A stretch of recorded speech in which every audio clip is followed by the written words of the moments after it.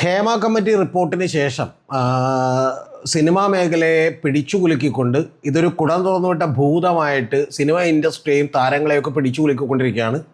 മിക്ക ആളുകളുടെയും ഉറക്കം നഷ്ടപ്പെട്ടുകൊണ്ടിരിക്കുകയാണ്. മോഹൻലാൽ തന്നെ രാജിക്കൊരുങ്ങുന്നു എന്ന വാർത്തയാണ് പുതിയതായിട്ട് നമ്മുടെ മുമ്പിലുള്ളത്. അത് സ്ഥിരീകരിക്കപ്പെടാൻ കഴിയില്ലെങ്കിൽ അപ്പോൾ അതുമായി ബന്ധപ്പെട്ട് ഇപ്പോൾ ഇന്ന് ഏറ്റവും പുതിയ ഒന്ന് രണ്ട് വെളിപ്പെടുത്തലുകൾ കൂടി വന്നിട്ടുണ്ട്. ഒന്ന്, ഒരു ജൂനിയർ ആർട്ടിസ്റ്റ് ആയിട്ടുള്ള അമൃതയാണ്. അതുകൂടാതെ ഏറ്റവും പ്രബലമായിട്ടുള്ളൊരു വെളിപ്പെടുത്തൽ വന്നേക്കുന്നത് മിന്നു മുനീർ എന്ന് പറയുന്ന ആലുവയിൽ താമസിക്കുന്ന ഒരു ആർട്ടിസ്റ്റ് അവരുടെ 2013 മുതലുള്ള അനുഭവങ്ങൾ ഇങ്ങോട്ട് പറഞ്ഞിട്ടുണ്ട്.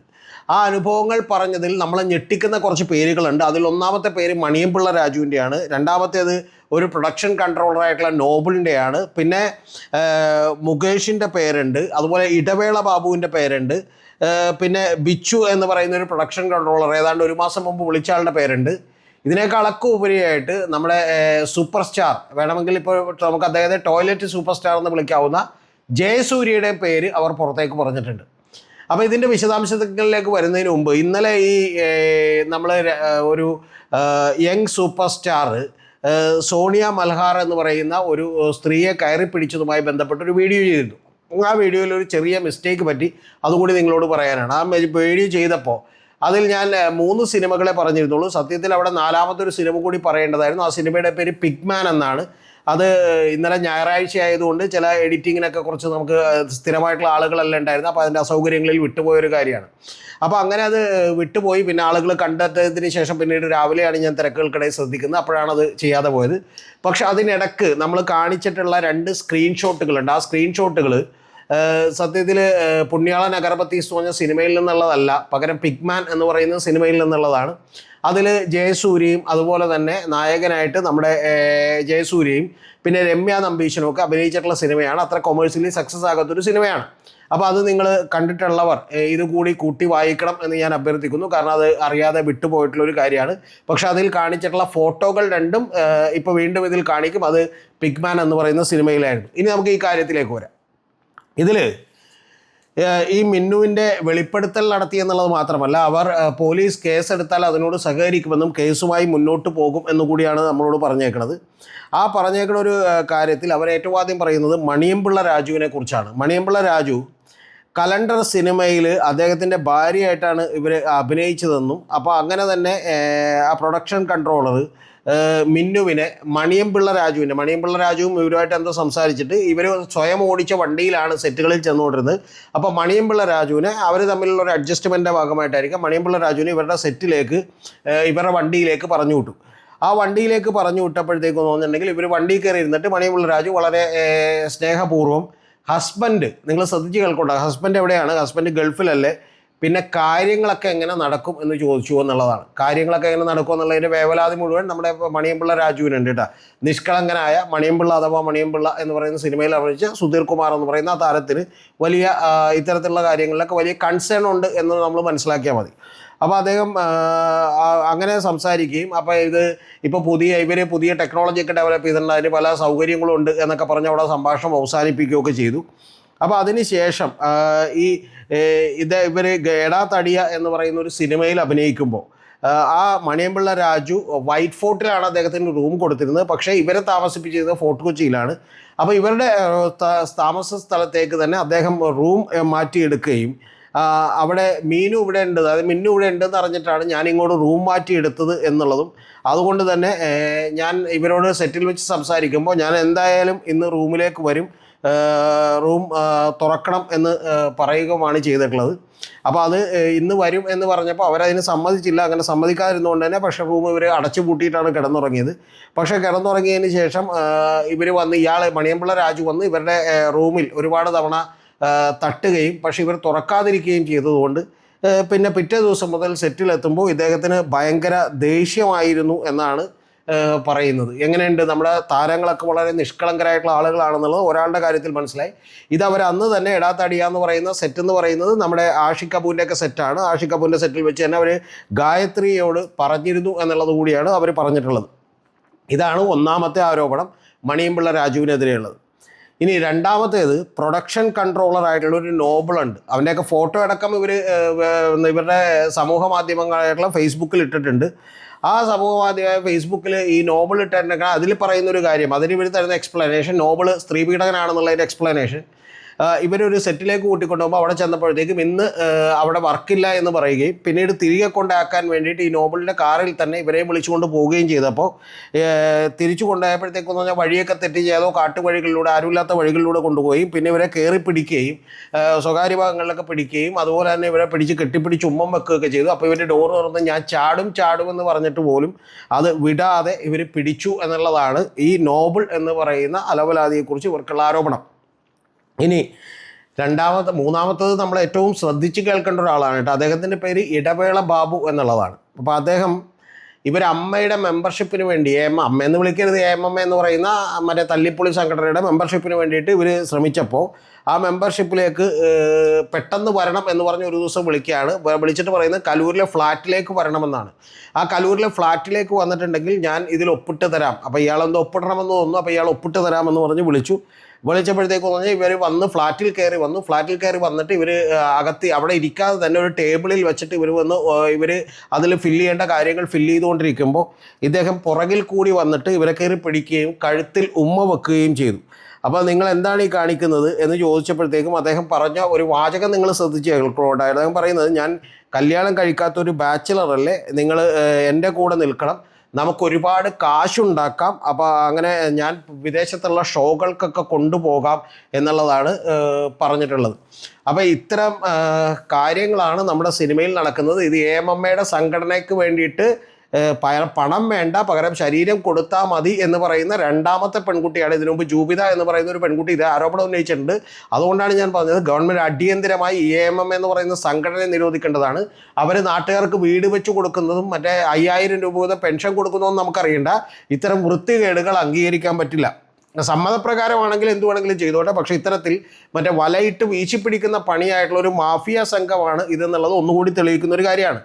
പിന്നെ നമ്മുടെ വലിയ അത്ഭുതപ്പെടാനൊന്നുമില്ലാത്ത മുകേഷ് എന്ന് പറയുന്ന ഒരാളാണ്. അപ്പോൾ ഈ സംഭവം അറിഞ്ഞതിന് ശേഷം മുകേഷ് ഉടനെ തന്നെ ഇവരെ കോൺടാക്ട് ചെയ്യണം. അപ്പോൾ മുകേഷ് അതിനു മുമ്പ് തന്നെ കലണ്ടർ എന്ന് പറയുന്ന സിനിമയിൽ ഇവരോട് ഒരുമിച്ച് അഭിനയിക്കുകയും ഇവരോട് പ്രപ്പോസൽ നടത്തുകയും ഇവരെ കയറി പിടിക്കുകയൊക്കെ ചെയ്തിട്ടുണ്ട്. അപ്പോൾ അതിനുശേഷം മുകേഷ് ഇവർ വിളിച്ചിട്ട് ചോദിക്കുന്നത്, ഈ ഇടവേള ബാബുവിൻ്റെ അടുത്ത് വന്നിട്ടുള്ള സംഭവം അറിഞ്ഞിട്ട് ചോദിക്കുന്ന ഒരു കാര്യം, അമ്പടി കള്ളി, ഞാനറിയാതെ AMMയിൽ കയറാമെന്ന് വിചാരിച്ചോ എന്നാണ് ചോദിക്കുന്നത് കേട്ടോ. അത് കഴിഞ്ഞിട്ടുള്ള വാചകം നിങ്ങൾ കേൾക്കണം.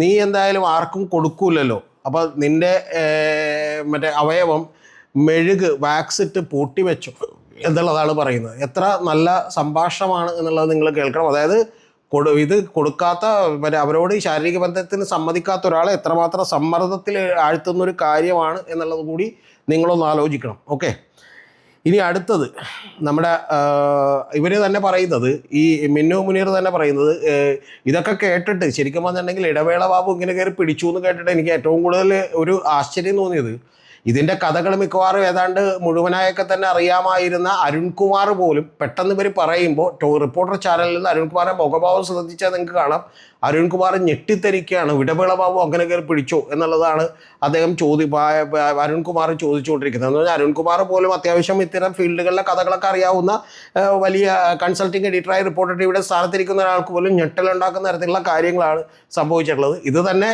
മണിയമ്പിള്ള രാജുവിനെ കുറിച്ച് പറഞ്ഞപ്പോഴും അരുൺകുമാറിൻ്റെ മുഖത്ത് നിങ്ങൾക്ക് കാണാം.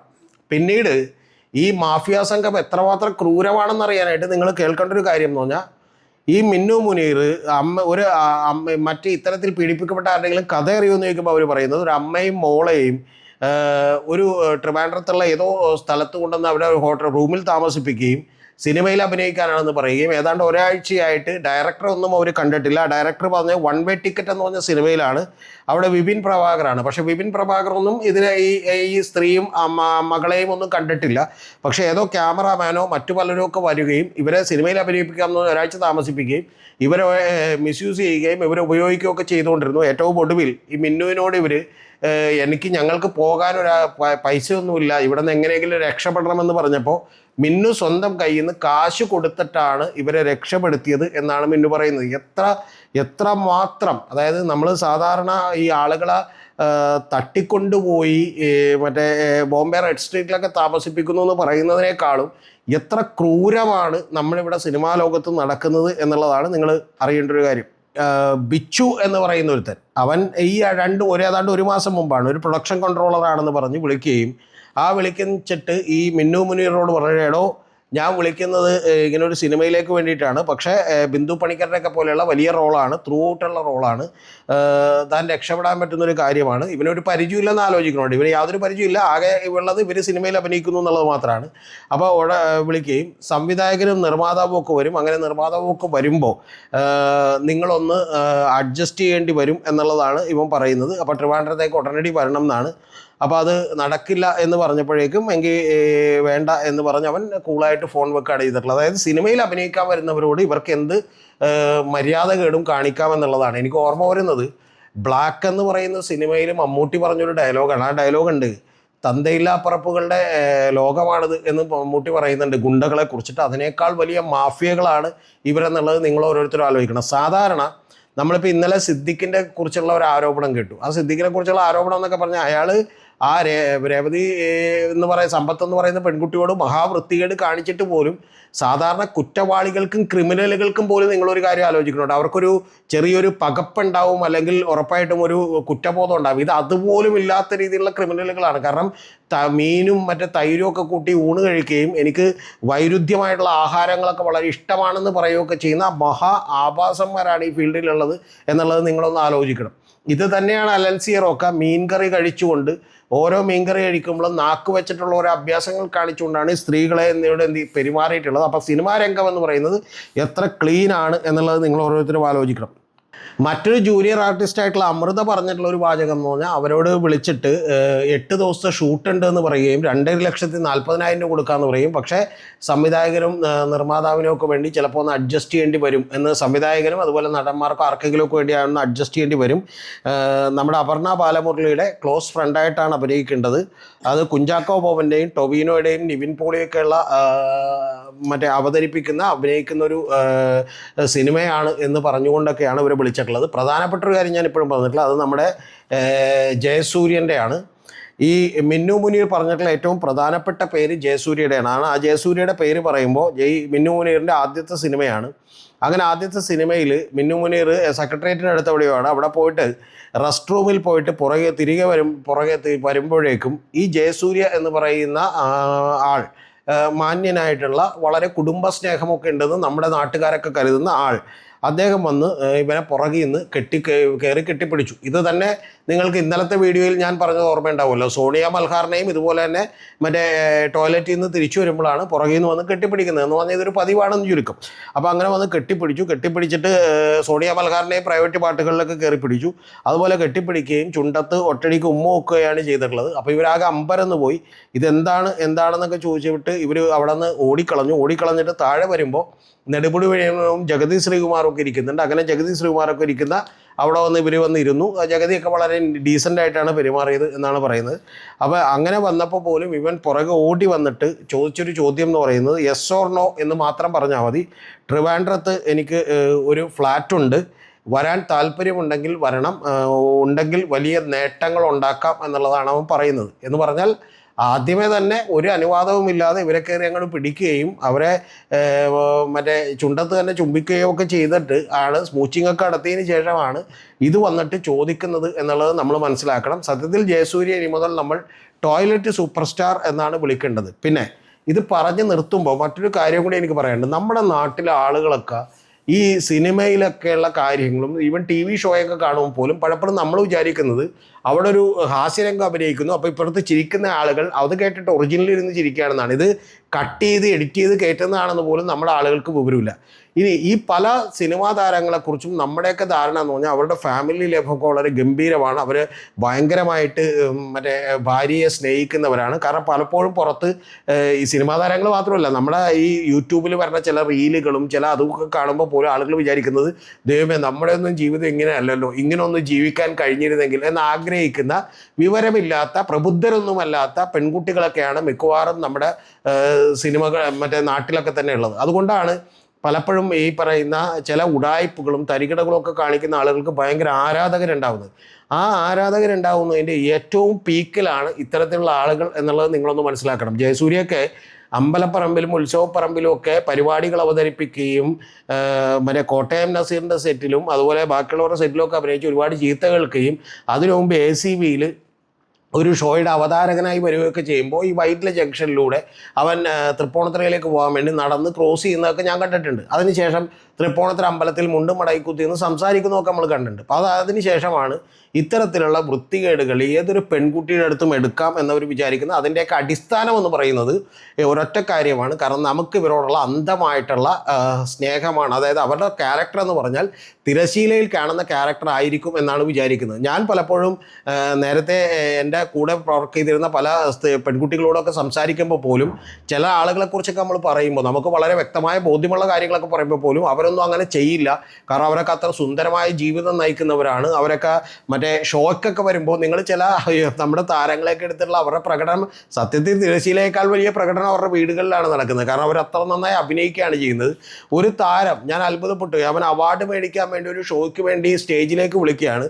വിളിക്കുമ്പോൾ നേരെ അവൻ വന്നിട്ട് ഭാര്യയുടെ നെറുകയിൽ ചുംബിച്ചുകൊണ്ടാണ് അവൻ നേരെ അവാർഡ് മേടിക്കാൻ വേണ്ടി പോകുന്നത്.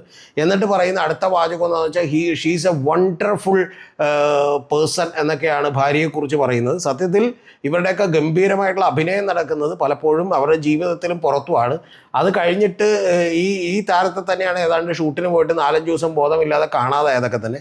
അപ്പോൾ അതുകൊണ്ട് ഇതൊക്കെ കണ്ടിട്ട് നമ്മുടെ ഇവിടെയുള്ള സാധാരണ പെൺകുട്ടികളൊക്കെ വിചാരിക്കാൻ പോകുന്ന ഒരു കാര്യം എന്ന് പറയുന്നത്, അയ്യോ എത്ര സുന്ദരമായ ജീവിതമാണ് ഇവരുടെ, അത്തരത്തിലുള്ള ഒരു ഭാര്യയായിരുന്നെങ്കിൽ, അത്തരത്തിലുള്ള ഒരു ഭർത്താവ് ഉണ്ടായിരുന്നെങ്കിൽ എന്നൊക്കെ വിചാരിച്ചു പോകും. അത്തരത്തിൽ വിചാരിച്ചിട്ടുള്ള ആളുകളാണ് ഈ പറയുന്ന പോലെ ജയസൂര്യയൊക്കെയുള്ള ആളുകൾ. അപ്പോൾ അതുകൊണ്ട് യാഥാർത്ഥ്യം നിങ്ങൾ വിചാരിക്കുന്നതിനേക്കാൾ ഒരുപാട് അകലെയാണ്. ഇതാണ് ഹേമ കമ്മിറ്റി റിപ്പോർട്ടിൽ ജസ്റ്റിസ് കെ ഹേമ എഴുതി വെച്ചത്. ഇവിടെ നിന്ന് നോക്കുമ്പോൾ നമുക്ക് നക്ഷത്രങ്ങളും താരങ്ങളും ഒക്കെ ഉണ്ടാവും. പക്ഷെ അത് അഗാധ ഗർത്തങ്ങളും ചുഴികളുമൊക്കെയാണ് നമ്മളെ കാത്തിരിക്കുന്നത്. ഇതൊന്നും മിന്നുന്നതൊന്നും പൊന്നല്ല എന്നുള്ളതാണ് വളരെ കൃത്യമായി എഴുതി വെച്ചിട്ടുള്ളത്. ഇത് നമ്മളെ നാട്ടുകാർ മനസ്സിലാക്കുകയും സ്ത്രീപക്ഷ സിനിമകളും ഇത്തരത്തിൽ ഇതിൻ്റെയൊക്കെ അടിസ്ഥാനം എന്താണെന്ന് കൂടി നിങ്ങളോട് പറയാം. ഇത് ഒഴിവാക്കണമെങ്കിലുള്ള ഒറ്റ കാര്യം എന്ന് പറയുന്നത് ഗവൺമെൻറ് കേസെടുക്കണം. അത് ഗവൺമെൻറ് ഇപ്പോൾ എങ്ങനെ കേസെടുക്കും, എങ്ങനെയാണ് ഈ വെളിപ്പെടുത്തൽ നടത്താൻ പോകുന്നത്, അത് കേസെടുത്ത് എത്രത്തോളം മുന്നോട്ട് പോകും എന്നുള്ള കാര്യത്തിലൊന്നും എനിക്ക് വലിയ പ്രതീക്ഷയൊന്നുമില്ല. കാരണം ഇവർ ശിക്ഷിക്കപ്പെടും എന്നുള്ള കാര്യത്തിലൊന്നും എനിക്ക് പ്രതീക്ഷയില്ല. സ്ത്രീപീഡനം നടത്തിയുള്ള ഒരു കേസുകളിൽ പോലും ആളുകൾ ശിക്ഷിക്കപ്പെട്ടിട്ടില്ല. എന്ന് പറഞ്ഞാൽ പ്രഥമമായിട്ടുള്ള കുറ്റവാളികളൊന്നും ശിക്ഷിക്കപ്പെട്ടിട്ടില്ല, റോബിനച്ചൻ ഒഴികെ. അതിൻ്റെ കാരണം ഞാൻ പലവട്ടം പറഞ്ഞിട്ടുണ്ട് എൻ്റെ പ്രേക്ഷകരോട്. അപ്പോൾ ഇതിലുള്ള പ്രധാനപ്പെട്ട കാര്യം, നമ്മുടെ സമൂഹത്തിൽ ഈ ആൺമേൽക്കോയ്മ മാറുകയും നമ്മൾ സിനിമയിലെ സ്ത്രീ കഥാപാത്രങ്ങൾ മെയിനായി വന്നാൽ പോലും സിനിമകൾ നല്ലതാണെങ്കിൽ, കഥ നല്ലതാണെങ്കിൽ അത് കൂടുതലായി കാണുകയും സ്ത്രീകൾക്ക് കൂടുതൽ മാർക്കറ്റ് വാല്യൂ ഉണ്ടാവുകയും കഥ വളരെ പ്രധാനപ്പെട്ടൊരു കാര്യമായി തിരക്കഥയും സംവിധാനവും വളരെ പ്രധാനപ്പെട്ടൊരു കാര്യമായൊക്കെ മാറുമ്പോൾ, അല്ലെങ്കിൽ സ്ത്രീ പുരുഷ സമത്വം സൊസൈറ്റിയിലേക്ക് കൂടി വരുമ്പോൾ മാത്രമേ ഇതിന് ശാശ്വതമായിട്ടുള്ളൊരു പരിഹാരം ഉണ്ടാവുകയുള്ളൂ. അങ്ങനെയല്ലാതെ നമ്മൾ അന്ധമായ ആരെങ്കിലുമൊക്കെ ആരാധിക്കുകയും ഇവൻ്റെയൊക്കെ വേഷം കെട്ടുകൾ പുറത്ത് കടത്താൻ വേണ്ടിയിട്ട് ഇവർക്കൊക്കെ കോടിക്കണക്കിന്, അർഹതയില്ലാത്ത പണം, കോടിക്കണക്കിന് രൂപ ഇവരുടെ കയ്യിലേക്ക് വന്നു ചേരുകയും ചെല്ലുമ്പോൾ ഏതൊരു പെൺകുട്ടിയുടെ പുറത്തും ഇവൻ്റെയൊക്കെ ഈ പറയുന്ന പോലെ എന്താണ് സൂക്കേട് ഇറക്കി വെക്കാൻ കഴിയുന്ന കാര്യമാണെന്ന് വിചാരിക്കുന്ന ആളുകളായി ഇവർ മാറും. ഇനിയെങ്കിലും ഈ താരങ്ങളൊക്കെ സാധാരണക്കാരായ വെറും അലപലാദികളായിട്ടുള്ള സാധാരണ ഒരു ക്രിമിനലിനേക്കാൾ മോശപ്പെട്ട മനസ്സുള്ളവരാണ് നിങ്ങൾ മനസ്സിലാക്കണം. കാരണം അതുകൊണ്ടാണ് ഇത്തരം താരങ്ങളൊക്കെ ഇപ്പോഴും നിങ്ങളൊന്ന് ചിന്തിച്ച് നോക്കണം. സാധാരണ ഒരാൾ ഒരു കുറ്റം ചെയ്താൽ അവൻ പിന്നീട് അവിടെ നിന്ന് പരിഭ്രമത്തോട് ഓടി രക്ഷപ്പെടുകയോ അല്ലെങ്കിൽ അവൻ്റെ അതിനൊരു പരിഭ്രമം ഉണ്ടാവുകയോ ചെയ്യുമെങ്കിൽ ഈ കുറ്റം ചെയ്ത് സീസൺഡ് ആയിട്ടുള്ള ക്രിമിനലുകളായി പോയാൽ സൈക്കോളജി പറയുന്നത് പിന്നീട് അവന് വലിയ പ്രശ്നമൊന്നും തോന്നില്ല എന്നുള്ളതാണ്.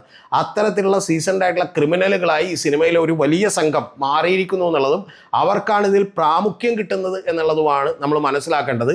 ഇവരോട് ചേർന്ന് നിൽക്കുന്ന ആളുകൾക്കാണ് അവസരങ്ങൾ കിട്ടുന്നത് എന്നാണ് മനസ്സിലാക്കുന്നത്. കാരണം ഈ മിന്നു മുനീറിനെ പോലെയുള്ള ആളുകൾ പിന്നീട് അവസരങ്ങളില്ലാതെ അവർ ഇവിടെ നിന്നുള്ള ഈ സിനിമാ രംഗം മലയാളത്തിൽ നിന്ന് ഉപേക്ഷിച്ച് അവർ ചെന്നൈയിലേക്ക് പോയി തമിഴ്നാട്ടിലൊക്കെ ഏതോ സിനിമകളിലൊക്കെ അഭിനയിച്ചു എന്നാണ് എനിക്ക് മനസ്സിലാക്കാൻ കഴിയുന്നത്. അപ്പോൾ അതുകൊണ്ട് ഇത് മാറണം എന്നുണ്ടെങ്കിൽ നമ്മുടെ അന്ധമായിട്ടുള്ള വിശ്വാസങ്ങൾ മാറണം. മിന്നുന്നതൊന്നും പൊന്നല്ലെന്നും ഇവർ താരങ്ങളല്ലെന്നും ഇവർ വെറും മോശപ്പെട്ട മനുഷ്യരാണ് ഇവരിൽ കുറേ ആളുകളെന്നും കൃത്യമായി മനസ്സിലാക്കണം. അല്ലാതെ ഇതിന് വേറെ പോംവഴികളൊന്നുമില്ല. ഗവൺമെൻറ് ചെയ്യാനുള്ളതിനും പോലീസ് ചെയ്യാനുള്ളതിനും പോലും ലിമിറ്റേഷൻ ഉണ്ടെന്നും ആ ലിമിറ്റേഷനൊക്കെ മറികടക്കാൻ കഴിയുന്ന വലിയ സാമ്പത്തിക ശക്തികളാണ് ഇവരെന്നുള്ളതുമാണ് യാഥാർത്ഥ്യം.